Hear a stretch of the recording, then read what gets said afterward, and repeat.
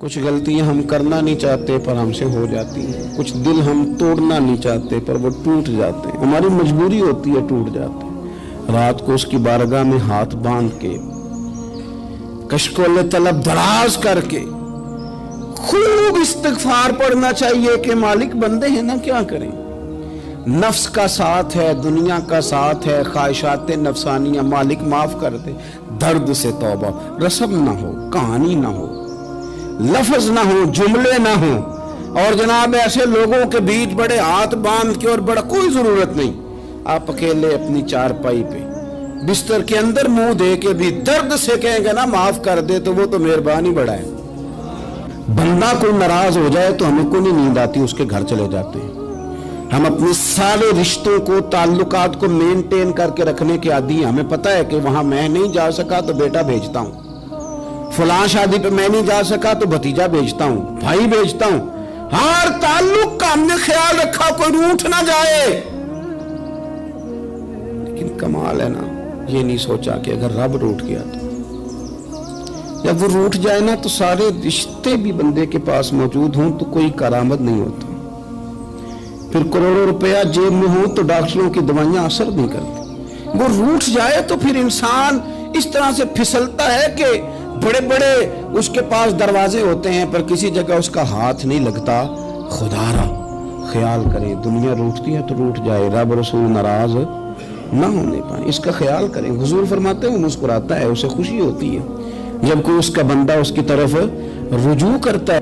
آپ دیکھیں نا، سارے ڈاکٹروں نے کہہ دیا کہ اس کے تو گردے، معدہ، جگر ہر چیز ختم ہے، گھر لے جاؤ، خدمت کرو، ہر طرف پریشانی ہے۔ وہ بندہ بھی سمجھ گیا ہے کہ آخری وقت آ گیا، کل جاؤں پرسوں جاؤں، تیاری ہو گئی، سب لوگ آ گئے، باہر والے بھی آ گئے، یہ ماحول ایک عجیب رنگ اختیار کر گیا۔ اچانک ایک ڈاکٹر نے آ کے کہا نہیں غلطی لگ گئی تھی۔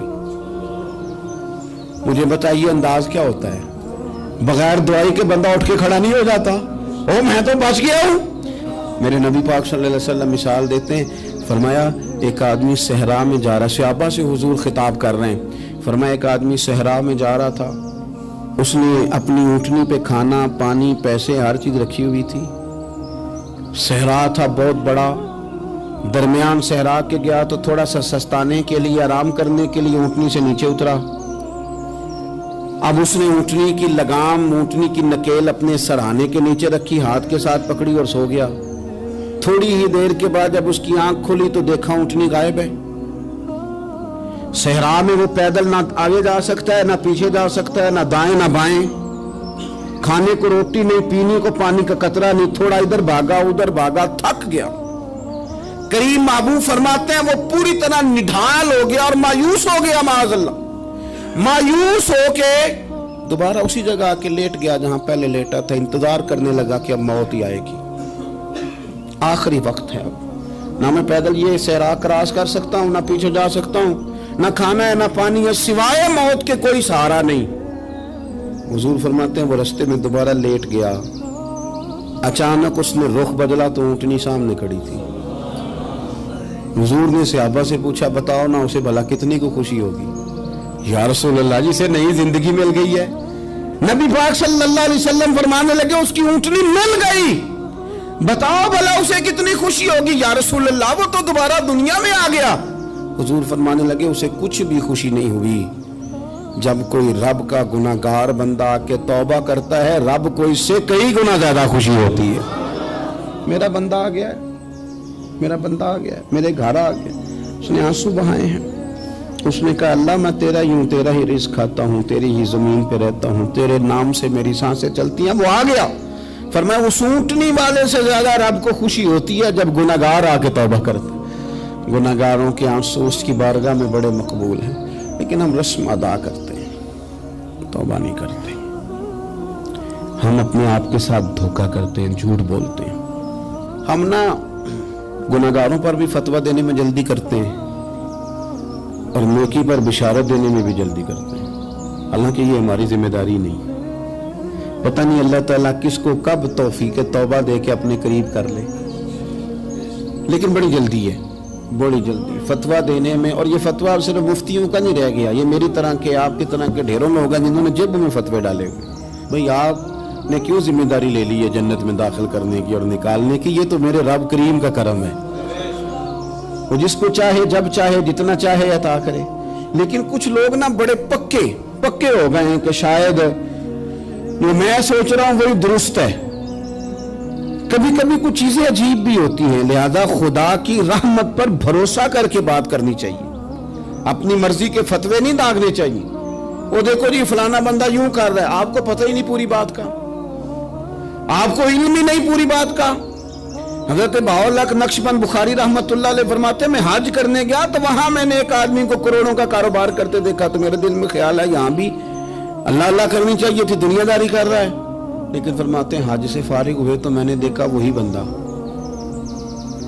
सारा कुछ रब की बारगाह में खैरात कर रहा है, और सैकड़ों गरीब हाजी हैं जिनको पूरे पूरे खर्चे दे रहा है। तो मैंने वही अपनी सोच से तौबा की कि मैं कहाँ था।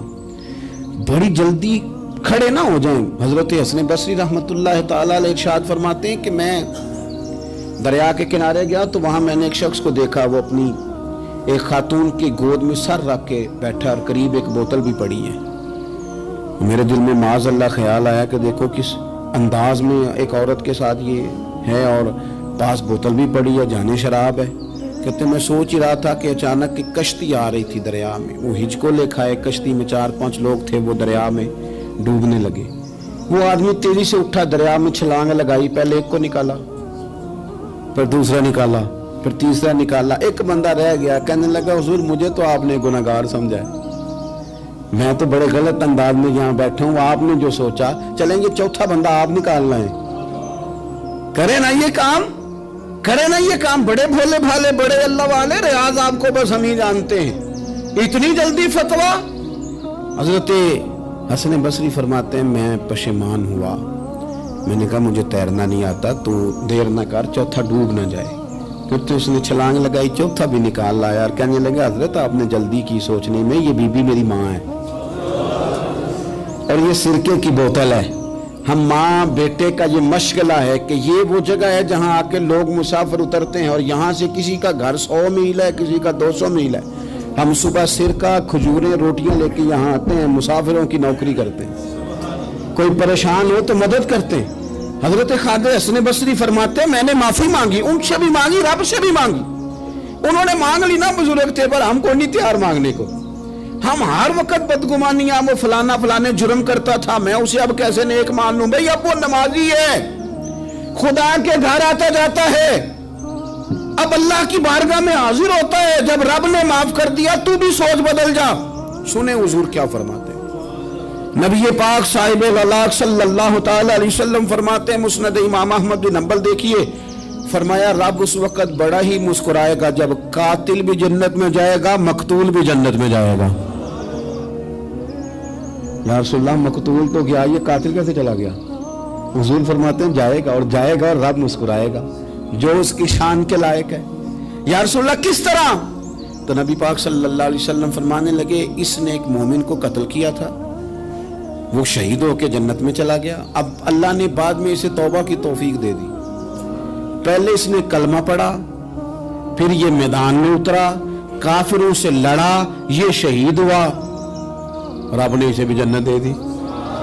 कातिल भी जन्नत में, मकतूल भी जन्नत में। और बात इतनी अनोखी है कि रब देख के मुस्कुरा रहा है जो उसकी शान के लायक है।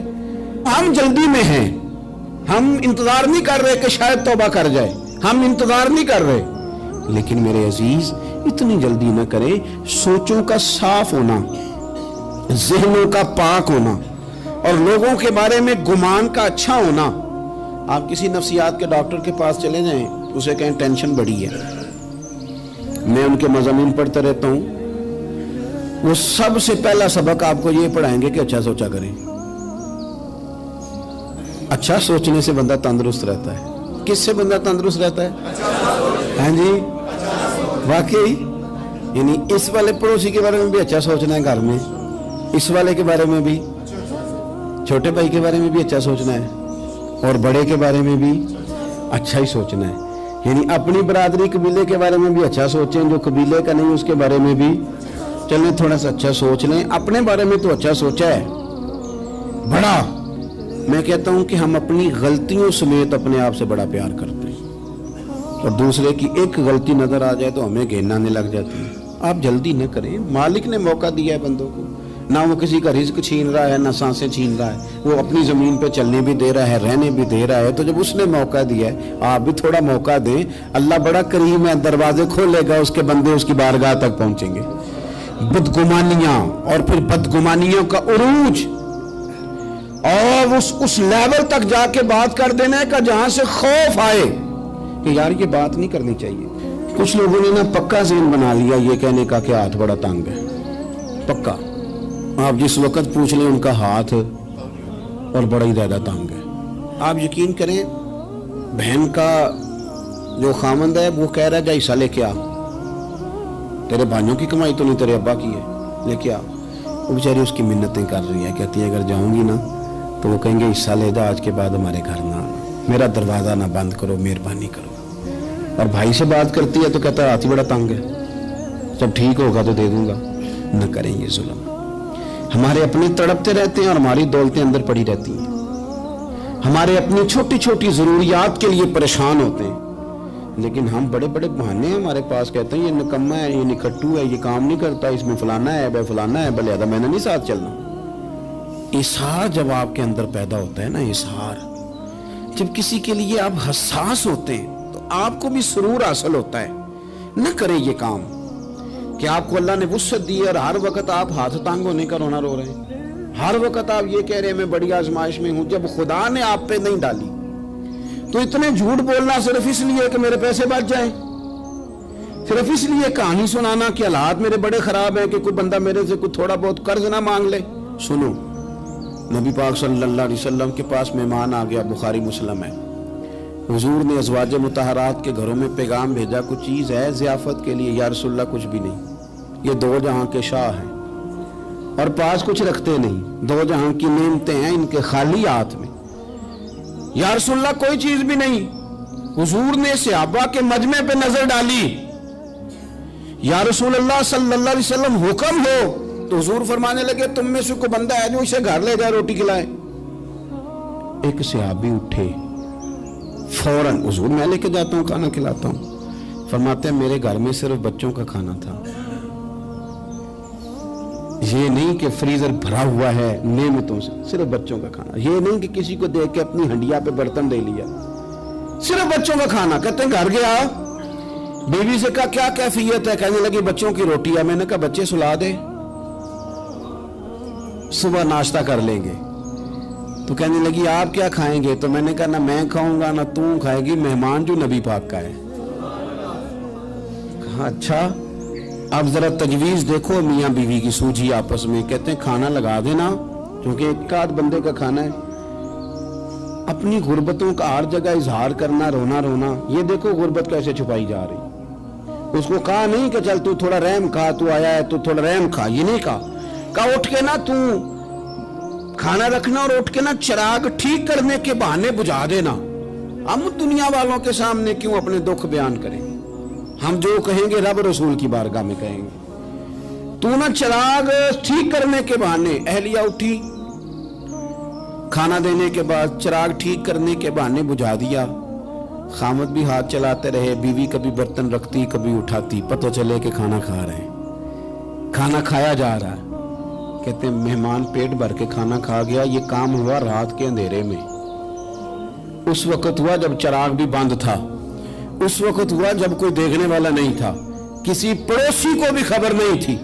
فرماتے ہیں صبح کے اجالے میں اس مہمان کو لے کے مسجد نبوی میں نے قدم رکھا تو نبی کریم نے فرمایا رات جو تم نے کام کیا ہے نا اسے دیکھ کے میرا رب بڑا مسکرایا ہے, اللہ بڑا مسکرایا ہے. اللہ تر دامنی پہ شیخ ہماری نہ جائیے, ہم دامن نہ چھوڑ دیں تو فرشتے وضو کریں. یہ شان ہے صحابہ کی. نبی کریم علیہ السلام نے فرمایا رب رات مسکرایا تیرا یہ انداز دیکھ کے, اور اس نے قرآن نازل کیا وَيُبْصِرُونَ عَلَىٰ أَنفُسِهِمْ وَلَوْ كَانَ بِهِمْ خَصَاصَةٌ. کچھ لوگ وہ ہیں جنہیں بڑی بھی ضرورت ہو تو دوسروں پر اثار کر دیتے ہیں. कुर्बानी दे देते हैं। रब मुस्कुराया है, अंदर पैसे रखे हुए हैं, अंदर पैसे रखे हुए हैं, और बहन आके मिन्नत कर रही है कि भाई हालात बड़े ख़राब हैं, थोड़ी सी मेहरबानी कर। तो कहते हैं बहन पर्दा ही है बस, कैसे बताऊं तुझे हालात, तुझे क्या बताऊं, काम कितनी मुश्किल से चलता है, ये पर्दा ये बस। बहरहाल अगर तूने कहा है ना 50,000 तो मैं ज़्यादा नहीं, कोई 20 को दे दूंगा तुझे, वो भी खासी नेकी करके, वो भी बता सिखा के। रात अम्मा पे लहदा से शान चढ़ाऊंगा, अब्बा पे लहदा से चढ़ाऊंगा कि तुम्हारी बेटी के साथ ताबन करना, सारे इलाके को वैसे ही बताऊंगा। अब वो गरीबनी बेचारी 20,000 लेके घर गई है, कई सिफारिशें कर रही है कि मेहरबानी करो। मैंने ऐसे भी देखे हैं जो पहले बीवी को पकड़ाते हैं, तू दे, इसलिए कि फिर वजीर आजम तो डंडा निकाल लेगा तो बड़ा मुश्किल हो जाएगा फिर घर में रहना, लिहाजा वो ये तू आगे लग। ये क्या लहजा है आपका, ये तो किसी को भी दे तो छुपा के देने का हुक्म है, किसी को भी दे तो हमें हुक्म ये है कि सीधे हाथ से देना है, उल्टे को खबर है।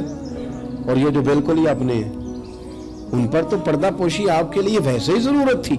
मेरे अजीज, रब मुस्कुराता है। मेरे नबी पाक अलैहिस्सलाम ने ये आमाल हमें बताए जिन पर अल्लाह मुस्कुराता है, खुश होता है। और बाज लोगों को हुजूर ने नॉमिनेट किया।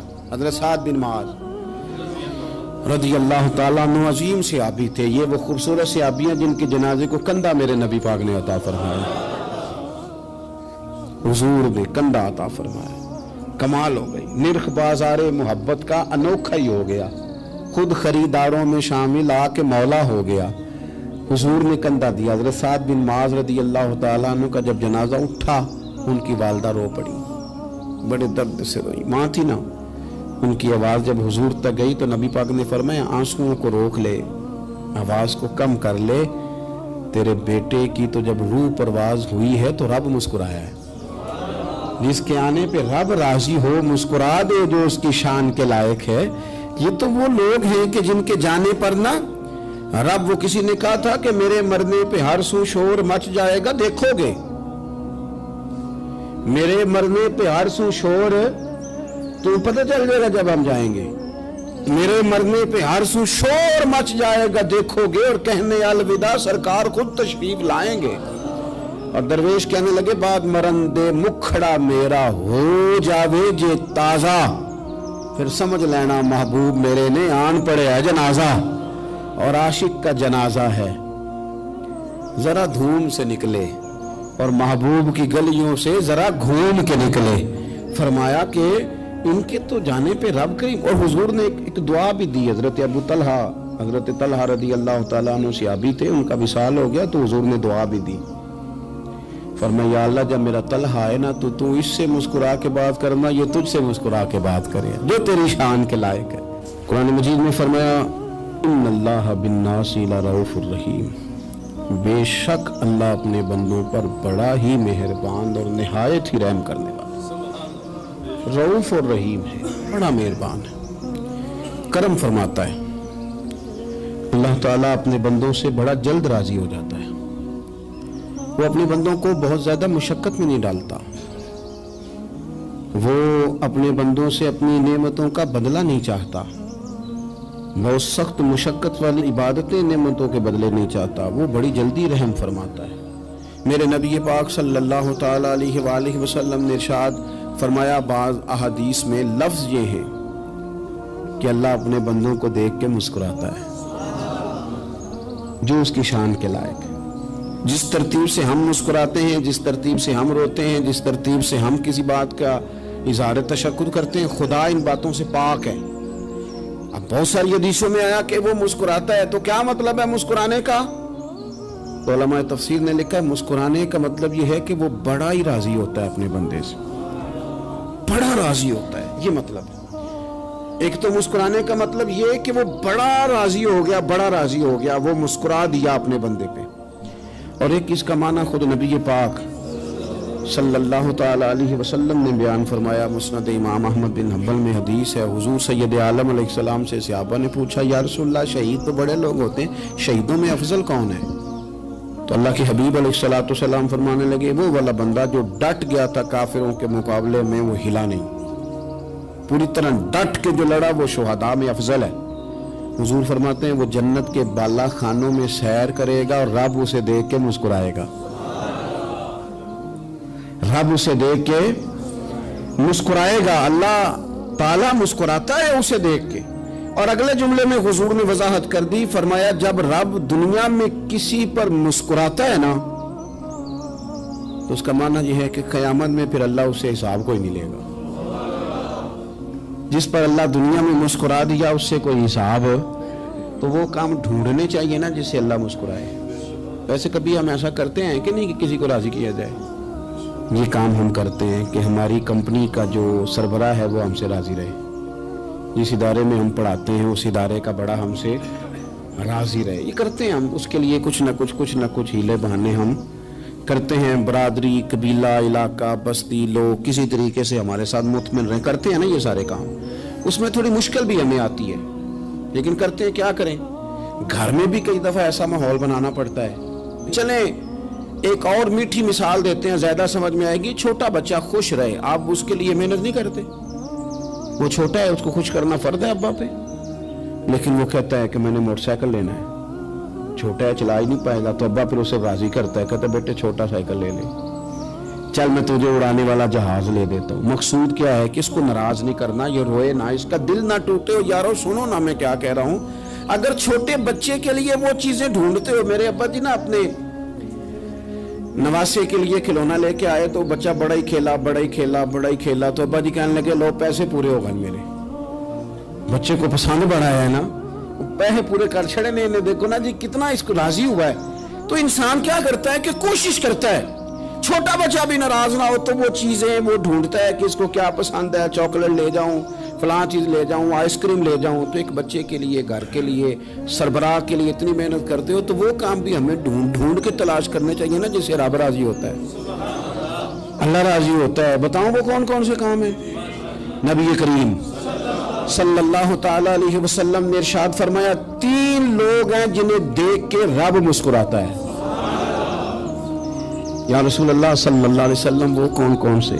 تو محبوب فرمانے لگے ایک وہ بندہ ساری مخلوق سوئی ہے، آدھی رات ہے، رات کا پچھلا پہر ہے، اس نے اٹھ کے وضو کر لیا، مصلی پہ کھڑا ہو گیا خدا کی یاد میں، فرمایا اسے دیکھ کے رب مسکراتا ہے جو اس کی شان کے لائق ہے، مسکراتا ہے اللہ۔ یہ تو سونے کا ٹائم تھا، یہ تو گہری نیند آنے کا وقت تھا، رات کا پچھلا پہر، رات پوے تے بے درداں نو نیند پیاری آوے تے درد منداں نو یاد سجن دی ستیاں وی آن جگاوے، اور ساون کی کالی راتوں میں جب بوندا باندی ہوتی ہے، وہ راتوں کو اٹھ روتے ہیں جب خلقت ساری سوتی ہے، اللہ مسکراتا ہے۔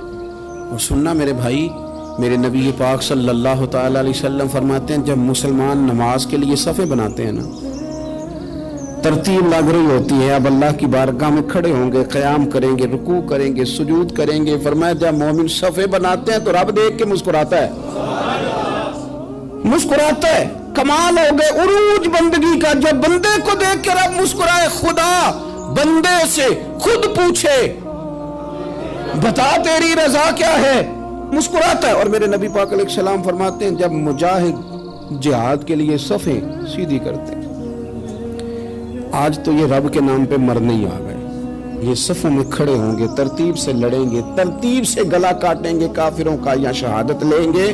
فرمایا جب جہاد کے لوگ صفیں بناتے ہیں تو رب انہیں دیکھ کے مسکراتا ہے۔ کتنے نصیبوں والا وہ بندہ ہے جسے دیکھ کے مسکرا دیا۔ اور یار کبھی تیرا بیٹا تیرے سامنے مسکرائے نا چھوٹا، تو تیرا دل باغ باغ ہو جاتا ہے۔ تیری ماں بیمار کسی ایک دن صحیح طرح ہنس پڑے تو طبیعت خوش ہو جاتی۔ مجھے بتاؤ نا جس کا رب بھی اسے دیکھ کے ہنس پڑے، جو اس کی شان کے لائق ہے، کیا اس بندے کے نصیبیں ہیں، کیا اس کے مقدر ہیں۔ آپ اس مقام پر اپنے آپ کو لائیں۔ اب دیکھیں نا یہ حدیث آپ نے سن لی، اب ہم نے نا اس طرح صفیں نہیں بنانے جس طرح ساری دنیا، اب ذرا صفیں بھی شوق سے بنائیں گے، آپ ذرا تھوڑا سا شوق پیدا کریں گے، بھئی یہ تو میں وہ کام کرنے لگا ہوں جسے دیکھ کے رب مسکراتا ہے۔ نبی پاک صلی اللہ علیہ وسلم نے فرمایا جب کوئی بندہ توبہ کرتا ہے نا، ہم توبہ کا رٹا لگاتے ہیں، یا اللہ میری توبہ یا اللہ۔ اور توبہ کا تو مطلب یہ ہے کہ پچھلے گناہوں سے پکی توبہ، آج کے بعد یہ غلطی نہ کرنے کا پکا وعدہ، तूने सारी शब बरात रो के गुजारी है, बता सवेरे झूठ जोड़ने का इरादा है तेरा? आज के बाद रिश्वत तो नहीं ना लेगा, मिलावट तो नहीं ना करेगा, ये तौबा है। और अगर सारे काम उसी तरह करने तो फिर ये तौबा का रट्टा है, जितना मर्जी लगाओ। हजरत अली बिन रबिया रदी अल्लाह ताला अन्हु फरमाते, मैं मौला अली के साथ था, मकाम हर्रा की तरफ जा रहे थे, हजरत अली ने हाथ उठा के दुआ मांगी हमारी तालीम के लिए, वरना हजरत अली हम सहाबा को महफूज अनिल खता तो मानते हैं ना। हाथ उठा के कहा, ऐ अल्लाह हमारे गुनाह बख्श दे, तेरे अलावा कोई माफ करने वाला नहीं। और फिर हजरत अली आसमान की तरफ देखा और देख के ना हजरत अली बिन रबिया को तो मुस्कुराए। हजरत अली बिन रबिया कहने लगे, हुजूर मुस्कुराए क्यों हो? फरमाने लगे, एक दिन मैं हुजूर के साथ इसी तरह आया था, इसी तरह हुजूर ने दुआ फरमाई थी हमारी तालीम के लिए, और फिर हुजूर मुझे देख के मुस्कुराए थे और फरमाया, जब कोई बंदा रब की बारगाह में इस तरह इस्तिगफार करता है तो रब मुस्कुराता है और मुस्कुरा के फरमाता, देख लो मेरे बंदों को पता है कि मेरे अलावा माफ करने वाला कोई नहीं, इन्हें पता है, तुम उसकी बारगाह में रुजू तो लाओ, आओ तो सही दो आंसू लेकर। इकबाल कहते हैं कि असीर दुश्मन की चाह में भी, मुखालिफों की निगाह में भी, अमी है, सादिक है, मोतबर है, मेरा पैगंबर अजीम तर है। नबी पाक सल्लल्लाहु अलैहि वसल्लम तशरीफ लाए, उन्होंने कहा जी आप जो फैसला भी करें कबूल है, आप बता दें कौन सा कबीला हजर अस्वद उठा के, बाकी खाना काबा की तामीर मुकम्मल होगी, हजर अस्वद कौन सा कबीला लगाए। पहले तय कर लिया था जो हुजूर फैसला करेंगे सबको कबूल होगा। अब अगर हुजूर एक के हक में फैसला कर देते तो तैयार थे ना बाकी कबूल कर दी। अब वो सारे कबीले नजरें हुजूर पे लगाए, नतीजा निकलना है, ये समझ ले पास फेल का नहीं, फर्स्ट सेकंड का नतीजा है। किसको शहादत मिलती? ई शहादत बजोरे बाजू नेज किसको मिलती है? कुर्बान जाऊं हुजूर की हिकमत पर, नबी पाक के तदब्बर पर। अब एक को भी अगर हुजूर कहते तो लगा दे तो बाकी वादा कर चुके थे मानेंगे, पर यार परेशानी तो होती है ना कि हम सेकंड आ गए, थर्ड आ गए। अब ये सब चाह रहे थे शहादत लेना, तो रसूल पाक ने ना चादर बिछाई, हजर अस्वद उठा के रखा, फरमाया लड़ो ना, सारे ये एक एक कोने से चादर पकड़ लो, कुर्बान जाए। सब ने उठा लिया और उठा के जगह ले आए जहाँ नस्ब करना था। हुजूर ने अपने दस्त मुबारक से पकड़ा, वहां लगा दिया। अब कोई सब से पूछता ना किसने लगाया है, तो सब यही समझते थे हम नहीं लगाया है, और आखिरी फैसला ये था हम सब नहीं लगाया है। ये हिकमत है रसूल पाक की। तेरे आगे है यूं दबे लचे फुसा अरब के बड़े बड़े, कोई जाने मुंह में जुबान नहीं बल्कि जिस्म में जान ही। नबी पाक अलैहिस्सलाम ने फरमाया, जो नमाज तुम अपने घर के अंदर पढ़ोगे, एक नमाज का अल्लाह तुम्हें सवाब देगा, जमात के साथ पढ़ोगे तो 27 नमाजों का सवाब। लेकिन फरमाया वही नमाज अगर तुम मेरी मस्जिद नबी में आके पढ़ोगे तो अल्लाह 50,000 नमाजों का सवाब अता करेगा, 50,000 नमाजों का। और मदीने वाले हबीब फरमाने लगे, वही नमाज अगर तुमने बैतुल्लाह में आके पढ़ी तो नमाज एक होगी, लेकिन रब तुम्हें 1,00,000 नमाज का सवाब अता फरमाए। अब ये फजीलत हुजूर ने बयान की, फजीलत देखें, अल्लाह ताला की रहमतें हर जगह बरसती, यहाँ कब बरसेंगी हमें कोई पता नहीं। तकरीर के वक़्त, खुतबे के वक़्त, नमाज के वक़्त, दुआ कब बरसेंगी नहीं पता। लेकिन खानाए काबा का जो मामला है और वहाँ जो रहमत का मामला है, मुल्ला रूमी फरमाते हैं कि खुदा की रहमत अगर तुझे इतनी मिल जाए ना, कतरे के बराबर भी, तो समझ ले तेरी दुनिया भी बन गई और तेरी आखिरत भी बन गई। अब मेरे नबी पाक अलैहिस्सलाम की हदीस सुने, हुजूर फरमाते हैं रोजाना बैतुल्लाह शरीफ पर अल्लाह की 120 रहमतों का नज़ूल होता है। या रसूलल्लाह किस वक़्त होता है? फजर के वक़्त, ज़ोहर के वक़्त, असर के वक़्त, तवाफ के वक़्त, नमाज के वक़्त, कब? तो हुजूर ने तय करके बताया। फरमाया 120 रहमतें अल्लाह खाना काबा पे नाजिल फरमाते हैं। या रसूलल्लाह कब?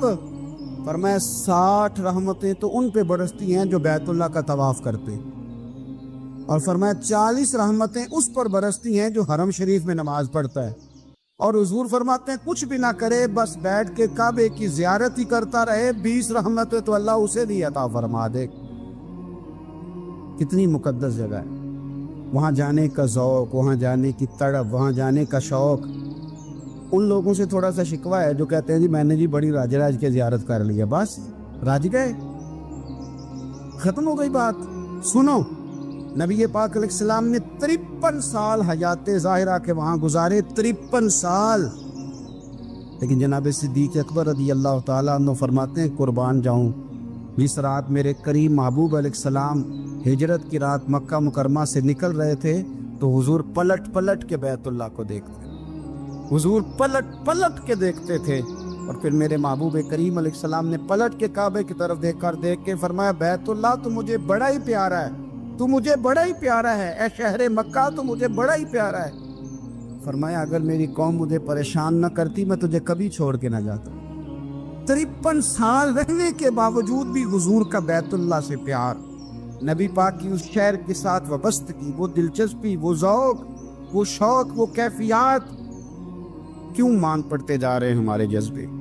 ہمارے سیاست کی باتیں روز ہونے لگی ہیں، بحثوں کی باتیں روز ہوتی، لیکن اپنا عشق مضبوط کرنے کی بات، آپ یقین کریں یہ جو عشق ہوتا ہے یہ بندے کو آزاد کر دیتا ہے، یہ بندے کو عشق آزاد کر دیتا ہے۔ اعلیٰ حضرت فرماتے ہیں اے عشق تیرے صدقے جلنے سے چھٹے سستے، جو آگ بجھا دے گی وہ آگ لگائی ہے۔ اور علامہ اقبال کہنے لگے اقبال سمجھاتے ہیں، وہ کہتے ہیں بجھی عشق کی آگ اندھیر ہے، اب مسلمان نہیں اب خاک کا ڈھیر ہے۔ کہتے ہیں بغیر عشق کے نا کوئی کام بھی، نماز بھی بغیر عشق کے پڑھی جاتی ہے تو کوئی مزہ ہی نہیں دیتی، بندے کہتے ہیں دل ہی نہیں لگتا، پیری مریدی ہے بغیر عشق کے ایسی رسم ہی ہے، ٹھیک ہے گزارا چل رہا ہے، قرآن شریف کی تلاوت ہے تو بغیر عشق کے کیسے کیفیات چلیں گی؟ اللہ رسول کے ساتھ پیار ہے تو کوئی دلچسپی نہیں، کوئی شوق نہیں، کوئی کیفیت۔ آپ یقین کریں کچھ بندوں پہ بندے کو تڑپ آ جاتی ہے، شوق آ جاتا ہے، یار یہ اس کو کیسے نکالیں، یہ کس طرح کا پیار کرتے ہیں، آ کے بیٹھا رہتا ہے، چپ کر کے بیٹھا رہتا ہے، کہتا ہے جی کوئی کام نہیں بس 10 منٹ ملنا ہے، بندے کو اس بندے پر ویسے ہی پیار آ جاتا ہے۔ کچھ ایسے سنگی ہوتے ہیں جو آستانوں پہ 10 چکر لگا کے آتے، شکوہ نہیں کرتے کہ میں 100 دفعہ بھی آیا ہوں فلانے حضرت ملے نہیں، وہ وارفتگی ہے، وہ شوق ہے ہمارا۔ جب تک اللہ رسول کے ساتھ رشتہ عشق کا تھا، پیار کا تھا، ذوق کا تھا، درد کا تھا، خلوص کا تھا، آپ یقین کریں طبیعتیں جمی ہوئی تھی۔ نبی پاک نے نا ہمیں تکلیف میں رہ کے پیار کرنے کا درس دیا۔ بخاری مسلم میں حدیث ہے، حضور اپنے مدینے کی شان بیان کرنے لگے، حضور فرمانے لگے، محبوب فرماتے ہیں یمن فتح ہوگا تو وہاں کھیت اچھے ہوں گے، کھلیان اچھے ہوں گے، کاروبار اچھے ہوں گے، تو کچھ لوگ مدینے والے وہاں جا کے رہنے لگ جائیں گے، آباد ہو جائیں گے، لیکن حضور فرماتے المدینہ تو خیر لہم لو کانوا یعلمون۔ بات کو سمجھنا، فرمایا کہ وہاں کھیت کھلیان اچھے ہیں، ان کا کاروبار وہاں زیادہ چلے گا، لیکن رسول کریم نے فرمایا مدینہ ہی ان کے لیے بہتر تھا، کاش وہ اس بات کو جان لیتے۔ فرمایا پھر عراق فتح ہوگا تو وہاں بھی کچھ لوگ چلے جائیں گے، کاروبار ان کا اچھا چل جائے گا، وہاں رہنے لگیں گے، لیکن فرمایا المدینہ تو خیر لہم لو کانوا یعلمون، فرمایا مدینہ ہی ان کے لیے بہتر تھا، کاش وہ سمجھ لیتے۔ اور میرے نبی پاک علیہ السلام نے فرمایا جو مدینے میں ڈٹے رہیں گے اور مدینے کی تکلیفوں پر صبر کریں گے، اذیتوں پر صبر کریں گے، فرمایا اگر وہ گناہ گار ہوں گے مدینے میں رہنے والے تو میں قیامت میں ان کی سفارش کروں گا، اور اگر نیکوکار ہوں گے تو میں اللہ کی بارگاہ میں ان کی نیکیوں پر گواہ بن جاؤں گا، گویا میں ان کے ساتھ رہوں گا۔ مدینے کے ساتھ نبی پاک کی جو محبت ہے، حضور کا جو پیار ہے، جس رات میرے نبی پاک صلی اللہ علیہ وسلم مکہ مکرمہ سے نکل رہے تھے نا مدینہ طیبہ جانے کے لیے، تو حضور نے دعا فرمائی، کہا اے اللہ تو نے مجھے اس شہر سے نکالا جو مجھے بڑا ہی پیارا تھا، اے اللہ یہاں بڑی یادیں تھیں، بڑا پیار تھا، تو نے وہاں سے نکالا جو مجھے بڑا پیارا تھا، اے اللہ اب تو مجھے اس شہر میں داخل فرما جو تجھے بڑا پیارا ہے، وہاں داخل فرما جو تجھے بڑا پیارا ہے۔ مدینہ طیبہ کے لیے نبی پاک نے دعا فرمائی، کہا اے اللہ تیرے نبی ابراہیم علیہ السلام نے مکے کے لیے دعا کی تھی، میں مدینے کے لیے دعا کر، اللہ مدینے میں دگنی برکت عطا فرما۔ اللہ کے محبوب علیہ السلام کی خاص دلچسپیاں مدینہ طیبہ کے ساتھ، مدینے والوں نے نہ حکمرانی نہیں کی، تو حضور نے پہلے کہہ دیا تھا خلیفہ قریش میں سے ہوگا، لیکن حکمرانی نہیں کی، غلامی کی، مدینے والوں نے نبی پاک کے دروازے کی گدائی کی، مدینے والے ہر میدان میں حضور کے سامنے کھڑے ہوئے دشمن کے مقابلے میں، مدینے والوں نے پیار کیا۔ اس لیے میرے نبی پاک علیہ الصلوۃ والسلام نے فرمایا اگر لوگوں کے دو گروہ ہو گئے، دو لائنوں میں لوگ چلنے لگے، ایک لائن ادھر چل رہی ہے ایک ادھر چل رہی ہے، تو حضور فرماتے ہیں میں تو اس لائن میں چلوں گا، اس قطار میں چلوں گا جس میں مدینے کے لوگ چل رہے ہوں۔ انصار مدینہ کے ساتھ حضور کا پیار، اس شہر کے ساتھ حضور کی دلچسپیاں، پیار دیکھیں نا، بندہ جب اپنے گھر واپس لوٹ کے آتا ہے تو شوق ہوتا ہے ذرا جلدی سے نا گھر پہنچ جاؤں، ذرا تھوڑا جلدی چلا جاؤں۔ کئی سفر سے آئے، صحابہ فرماتے ہیں کہ جب نبی پاک کسی جنگ سے، جہاد سے، سفر سے لوٹتے، مدینے کی عمارتیں نظر آتی تو گھوڑا تیز کر لیتے،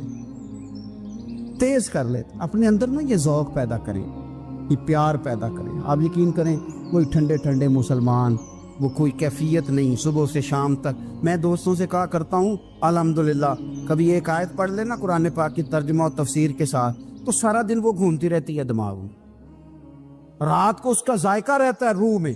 تو جب میں اور آپ سارا دن پڑھیں، سیاست کریں، سیاست سنائیں، کہانیاں کریں، غیبتیں، پھر دماغ میں الٹے سیدھے خیالات ہی آنے ہیں۔ تو اگر صبح اٹھتے ہی سب سے پہلے مدینے والے کی ایک نعت سنی جائے اور شام کو سوتے وقت بھی ایک نعت سنی جائے، ایک نعت نعمتیں بانٹتا جس سمت وہ ذیشان گیا، اس طرف منشی رحمت کا قلم دان گیا، تجھے جانا تجھے مانا نہ رکھا غیر سے کام، للہ الحمد میں دنیا سے مسلمان گیا۔ تو اگر یہ ذوق بنا لیا جائے تو انشاءاللہ رات کو بھی آپ کو نا مدینہ ہی نظر آئے گا، انشاءاللہ خواب میں بھی آپ ٹکٹنگ کرا رہے ہوں گے، آپ ویزا ہی لگوا رہے ہوں گے، لیکن شرط یہ ہے کہ وہ کیفیت ہو، وہ پریم ہو، وہ پیار ہو۔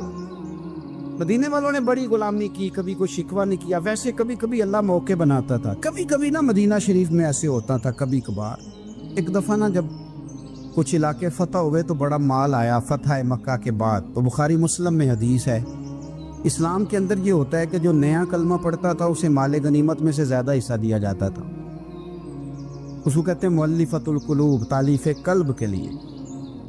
تو چونکہ یہ قانون تھا تو نبی پاک صلی اللہ علیہ وسلم نے نا مکے والوں کو ذرا مال تھوڑا زیادہ دیا۔ مدینے میں سے ایک آدھ نوجوان نے کہا کہ حضور نا آپ اپنے رشتہ داروں کی طرف توجہ زیادہ کرنے لگے، یہ بھی محبت کی جنگ ہوتی ہے نا، قربان جائیں۔ حضور سید عالم علیہ السلام تک بات پہنچی اور اسی طرح پہنچی کہ ایک آدھ نوجوان نے بات کی ہے۔ نبی پاک علیہ السلام نے ترکی خیمہ لگوایا، فرمایا مکے والا کوئی نہ آئے، صرف مدینے والے آئیں۔ سارے حضور کے سامنے بیٹھ گئے، ذرا منظر دیکھنا، حضرت ابو ایوب انصاری رضی اللہ تعالیٰ عنہ سے لے کر سارے انصار۔ حضور نے فرمایا ابھی میں نے سنا ہے تم میں سے کچھ نے کہا ہے کہ حضور اپنے رشتہ داروں کو زیادہ دینے لگے۔ رو پڑے مدینے والے، یا رسول اللہ وہ تو ایک نوجوان نے غلطی۔ فرمایا نہیں تم کہہ سکتے ہو کہ یا رسول اللہ صلی اللہ علیہ وسلم مکے والوں نے تو آپ کو تکلیف دی تھی، ہم نے آپ کو ٹھہرایا، تم کہہ سکتے ہو چونکہ تم نے ٹھہرایا تھا۔ مدینے والے رونے لگے کہ یا رسول اللہ ہم کون ہوتے ہیں ٹھہرانے والے، وہ تو آپ آئے، اللہ نے مدینے کو شان عطا کر دی۔ میرے محبوب نے فرمایا تم کہو نا کہ یا رسول اللہ مکے والے تو بدر میں تلواریں لے کے آ گئے تھے، ہم تھے جنہوں نے سینے پیش کیے تھے۔ وہ رو رہے ہیں، نہیں حضور ایسا تو نہیں ہے، وہ تو آپ نے مہربانی کی تو بدر میں ہم میں سے کچھ شہید ہو گئے، کچھ غازی بن گئے کی برکت سے۔ حضور نے فرمایا تم کہو کہ احد کے میدان میں انہوں نے پتھر مارے تھے، ہم نے سینہ پیش کیا تھا۔ حضور بھی رونے لگے، مدینے والے بھی رونے لگے۔ نبی کریم نے فرمایا تم کہو کہ جانے ہم نے قربان کی، تم کہو کہ حضور ایک قربانیاں ہم نے دی، کہہ سکتے ہو تم نے دی ہیں، ہمارا حق بنتا ہے کہو۔ اور جب رو رو کے بے حال ہو گئے تو سرکار بھی روئے، کھل کے روئے، پھر آنسو پونچھے اور کریم رسول فرمانے لگے او بھولے مدینے والو، کیا تم یہ نہیں پسند کرتے کہ لوگ جب اپنے گھروں میں جائیں تو بھیڑ بکریاں لے کے جائیں، اور جب مدینے والے اپنے گھر جائیں تو اللہ کے رسول کو ساتھ لے کے جائیں؟ تم یہ نہیں پسند کرتے کہ تمہارے ساتھ میں جاؤں؟ یہ نہیں تمہارا شوق؟ دیکھو کسی کے حصے میں کچھ آیا، کسی کے حصے میں کچھ آیا، کسی کے حصے میں کچھ آیا۔ مدینے والے وہ لوگ ہیں جن کے حصے میں اللہ کا پیارا حبیب آیا۔